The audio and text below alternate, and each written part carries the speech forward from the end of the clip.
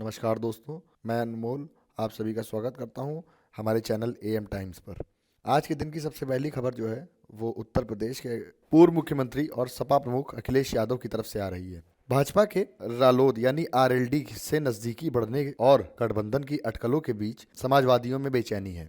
Samajwadi party के प्रमुख और उत्तर प्रदेश के पूर्व मुख्यमंत्री अखिलेश यादव ने इन सब अटकलों और चर्चाओं के बीच में अपनी प्रतिक्रिया देते हुए यह कहा है, जयंत चौधरी एक पढ़े लिखे व्यक्ति हैं और वह राजनीति को अच्छी तरह से समझते हैं। मुझे उम्मीद है कि वह किसानों की लड़ाई को कमजोर नहीं होने देंगे। जयंत चौधरी जी बहुत सुलझे हुए इंसान हैं, बहुत पढ़े लिखे हैं, राजनीति को वो समझते हैं। मुझे उम्मीद है कि किसानों की लड़ाई और उत्तर प्रदेश की खुशहाली की तरफ जो संघर्ष चल रहा है उस लड़ाई को वो कमजोर नहीं होने देंगे। सर, आप न्याय यात्रा में शामिल होने। अब चलते हैं दिन की अगली बड़ी खबर की तरफ। दिन की अगली बड़ी खबर जो है वो दिल्ली से आ रही है। दिल्ली के मुख्यमंत्री अरविंद केजरीवाल के सामने नई मुसीबतें पड़ गई हैं। जानते हैं माजरा क्या है। दिल्ली की राउज एवेन्यू कोर्ट ने दिल्ली के मुख्यमंत्री के सामने समन जारी किया है। दिल्ली की कोर्ट ने उन्हें 17 फरवरी तक पेश होने को कहा है। कोर्ट के समन पर आम आदमी पार्टी ने यह कहा है कि हम कोर्ट के आदेश का अध्ययन कर रहे हैं और कानून के अनुसार कार्रवाई करेंगे। हम अदालत को सूचित करेंगे कि ईडी के द्वारा पेश किए गए सभी समन किस तरीके से अवैध थे। अब हिंदुस्तानी राजनीति है तो प्रतिक्रिया आना तय है। तो भाजपा के प्रवक्ता शहजाद पूनावाला ने कहा कि अरविंद केजरीवाल कानून से नहीं बच सकते और उन्होंने अपनी प्रतिक्रिया में आगे यह कहा कि उन्हें नैतिक आधार पर इस्तीफा दे देना चाहिए। आइए देखते हैं शहजाद पूनावाला का पूरा बयान कि उन्होंने क्या क्या कहा। सत्यमेव जयते, truth always triumphs, truth always wins, and Kejriwal's lies, Kejriwal's corruption has lost. Today, Arvind Kejriwal, how long will you play the victimhood card? You said that this was vendetta politics, the summons were illegal. Today, the courts have now asked you to present yourself before the courts and before the agencies. This means that the summons were fine. This means that the Sharab Ghotala exists. Today, you should be resigning on moral grounds because Kejriwal ji, till now you have been saying Kattar Imandar for Manish Sisodia, for Sanjay Singh, for Vijay Nair, those people who have not got any relief from courts. Also, the Sharab Ghotala exists. The 338 crore money trail has been spoken of by the Supreme Court. It is a huge scam on which even the Congress party did press conference. You said that it was all vendetta politics. It was all fuzzy. It was all fake. Today, Arvind Kejriwal, there is no escaping the law. Today, you must tell us that how you have transformed. And Anna Hazare used to say that first resignation, then investigation. Today, forget resignation. You are not even cooperating with investigation and the courts have to tell you to do so. On moral grounds, you should resign because you have changed your entire commitment towards the fight against corruption. First, you were with Anna Hazare, now you are with Lalu Prasad Yadav, you are with Sonia Gandhi, you are with Rahul Gandhi, and therefore, corruption is now something you are okay with. Today, you must answer the questions on Sharab Ghotala. Why did you take back the new policy if the old policy and bring out the old policy when there was no corruption in the new Sharab policy? Why did you allow the 2.5% commission to go to 12%? Why did you allow blacklisted manufacturing companies? Why did you allow wholesale to go to private sector?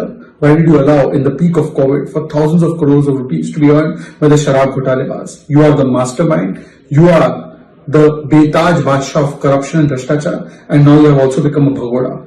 When there are allegations on you, you run away and then you make scurrilous allegations, baseless allegations and do hit and run away. This will not work. अब चलते हैं दिन की आखिरी और सबसे बड़ी खबर की तरफ। उत्तराखंड राज्य ने इतिहास रच दिया है। उत्तराखंड में सर्वसम्मति से पास हुआ यूसीसी बिल।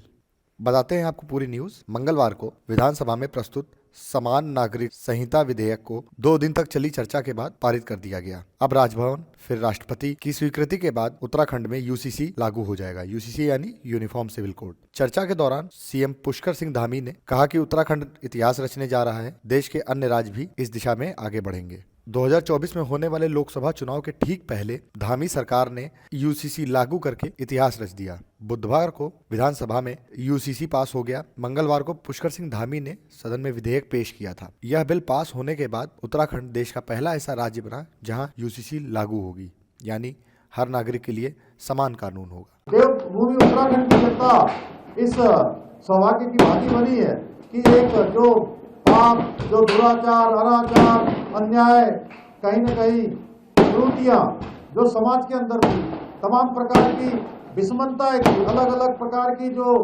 समानताएं होनी चाहिए थी, जो एक रूपता होनी चाहिए थी, जो भारत का संविधान कहता था। भारत के संविधान में जब संविधान बनाने वाले हमारे डॉक्टर बाबा साहब भीमराव अम्बेडकर हों या हमारे श्यामा प्रसाद मुखर्जी हों, जो चाहते थे, जिनकी भावना के मूल में था कि सबके लिए देश के अंदर एक समान कानून होना चाहिए, और वो कानून बनाने का काम आज देवभूमि ने किया है। पूरे देवभूमि से देश के अंदर अब ये कानून जाएगा, अन्य राज्यों के अंदर भी इस कानून को बनने की दिशा में अब चर्चा शुरू हो गई है। आज ही अभी धन सिंह जी मुझे बता रहे थे कि राजस्थान ने और अन्य प्रदेशों ने अब ये कानून के लिए अपने कदम आगे बढ़ा दिए हैं। भाइयों बहनों, हमने उत्तराखंड की देवतुल्य जनता के सामने जो संकल्प लिया था, जगन्नाथ प्रकाश देसाई जी ने जो उनकी अध्यक्षता में कमेटी बनी थी, कमेटी ने 2,33,000 लोगों से इसमें उनके मत लिए थे, उनके विचार लिए थे, और 10,000 लोगों से सीधे प्रत्यक्ष रूप से संवाद किया था। पूरे देश के अंदर ये पहला उदाहरण है जहां पर उस जनसंख्या के 10% से ज्यादा लोगों ने इस विचार में, इस कानून को बनाने के लिए अपना योगदान दिया है, अपनी सहभागिता की है। ये देश का पहला कानून है जो बन रहा है जहां पर 10% लोगों ने, हमारे प्रदेश के लोगों ने भाग लिया है। मैं प्रदेश की यह था आज का हमारा वीडियो। आपको वीडियो कैसा लगा कृपया कमेंट करके ज़रूर बताएं। अगर अच्छा लगा हो तो लाइक करें और हमारे साथ बने रहने के लिए सब्सक्राइब करें।